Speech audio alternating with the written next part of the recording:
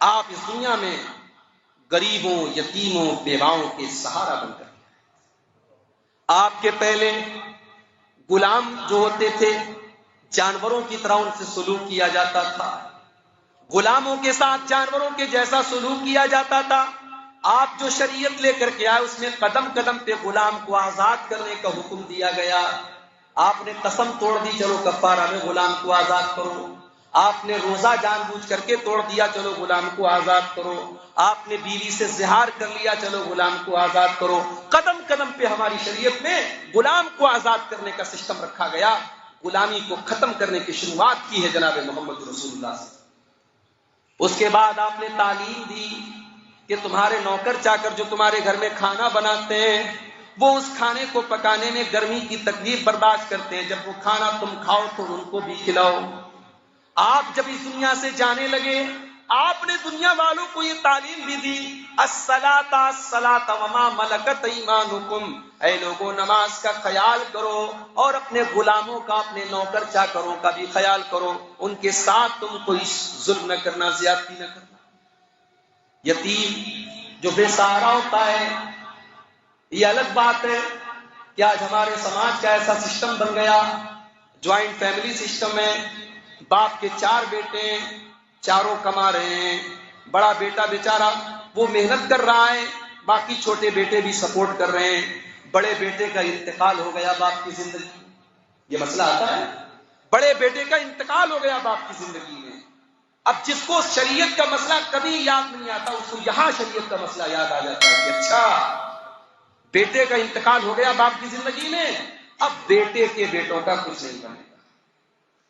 اور اس کے جو چچا ہوتے ہیں، ان یتیم بچوں کے جو چچا ہوتے ہیں وہ اتنے بے رحم ہو جاتے ہیں، اتنے بے مربت ہو جاتے ہیں کہ ان کے باپ کی بنائی ہوئی پراپرٹی میں سے اپنے ہی بھتیجوں کو رتی برابر دینا نہیں چاہتے، اور صاحب کہتے ہیں کہ شریعت میں تمہارا کچھ نہیں بنتا۔ میرے پیارے ساتھیوں، آپ یتیم کا اگر مال کھا بھی جائیں، یاد رکھیے اللہ تعالیٰ نے یتیم کا مال کھانے والوں کے لیے بہت بری وعید سنائی ہے۔ اللہ نے فرمایا ان الذین یاکلون اموال الیتامی ظلما انما یاکلون فی بطونہم نارا، جو یتیم کا مال ناجائز طریقے سے کھائے گا وہ اپنے پیٹ میں آگ بھرے گا۔ اصل میں ہمارے یہاں مسئلہ یہ ہے کہ جوائنٹ فیملی سسٹم میں یہ ہے کہ صاحب بیٹا جو بھی کما رہا ہے سب باپ کا ہے، یہ سسٹم ہی سرے سے غلط ہے، یہ سسٹم شریعت کا نہیں ہے۔ ہمارے والدین کو، ہمارے گارجین حضرات کو برا لگ رہا ہو تو لگے اپنی بلا سے، مجھے کوئی پرواہ نہیں ہے، کوئی فکر نہیں ہے، یہ سسٹم شریعت کا نہیں ہے۔ باپ کی زندگی میں بیٹا جو کمائے سب باپ کا ہے، یہ شریعت کا سسٹم نہیں ہے۔ اللہ کے نبی نے ضرور یہ بات کہی ہے کہ تم اور تمہارا مال تمہارے باپ کا ہے، اس کا یہ قطعاً مطلب نہیں ہے کہ بیٹے کی جو بھی کمائی ہے وہ سب باپ کے لیے، یہ شریعت کا قاعدہ نہیں ہے۔ اگر یہ قاعدہ ہے شریعت کا تو پھر قرآن کی اس آیت کا کیا مطلب ہے؟ قرآن کی اس آیت کا کیا مطلب ہے کہ بیٹے کی پراپرٹی میں اس کے باپ کا چھٹا حصہ ہے؟ جب بیٹا جو کما رہا ہے سب باپ کا ہے تو پھر اس کی پراپرٹی اور اس کے ترکے میں سے باپ کے چھٹے حصے کا کیا مطلب ہے میرے؟ اس کا مطلب یہ کہ باپ کی زندگی میں بیٹے کی اپنی پراپرٹی ہو سکتی ہے، اپنا مال ہو سکتا ہے۔ ہمارے یہاں کب ہوگی؟ جب بیٹا الگ ہو جائے گا، بیٹا الگ ہو جائے گا، لڑائی جھگڑا ہو جائے گا، 4 باتیں ہو جائیں گی، اب اس کے بعد بیٹا جو کمائے گا وہ بیٹے کا مال ہے۔ جب تک بیٹا ساتھ میں ہے بیٹے کو 10 روپیہ بھی اپنا بنانے کا ادھیکار نہیں ہے۔ اور اس سسٹم کا یہ نتیجہ ہے کہ اگر بیٹا باپ کی زندگی میں مر جاتا ہے تو اس بیٹے کے جو بیٹے ہوتے ہیں، جو یتیم بچے ہوتے ہیں، دادا سے جب کہا جاتا ہے کہ تم وصیت کر دو تو دادا احسان ظاہر کرتا ہے، کہہ رہے نہیں۔ اور کتنے ایسے دادا ہوتے ہیں جو وصیت بھی نہیں کرتے۔ علامہ عبید اللہ مبارک پوری رحمۃ اللہ علیہ کا یہ فتویٰ ہے اور میں اس فتوے کو زیادہ مضبوط مانتا ہوں کہ ایسے حال میں وصیت کرنا فرض ہے دادا کی۔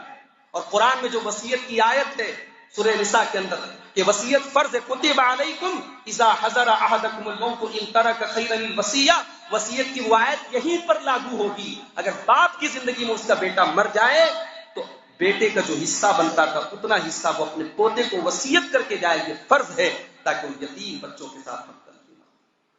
میرے نبی یتیموں کو ان کا حق دے دیا۔ آپ نے اپنی دونوں انگلیوں سے اشارہ کر کے فرمایا انا وکافل الیتیم کہاتین، میں اور یتیم کی پرورش کرنے والا جنت میں ایسے رہیں گے جیسے یہ دونوں انگلیاں ہیں۔ آپ نے بیواؤں کا خیال کرنے کا حکم دیا. آپ نے خود کئی بیوا عورتوں سے شادی کی اور سماج کو یہ پیغام دیا کہ بیوا عورتوں کو صرف راشن پہنچا دینے سے کام نہیں چلے گا, ان کی شادی بھی کراؤ تاکہ ان کا گھر بس جائے. تو کمزوروں اور غریبوں کے لیے اللہ کے نبی رحمت بن کر کے آئے. آپ کی زندگی کا مقصد یہ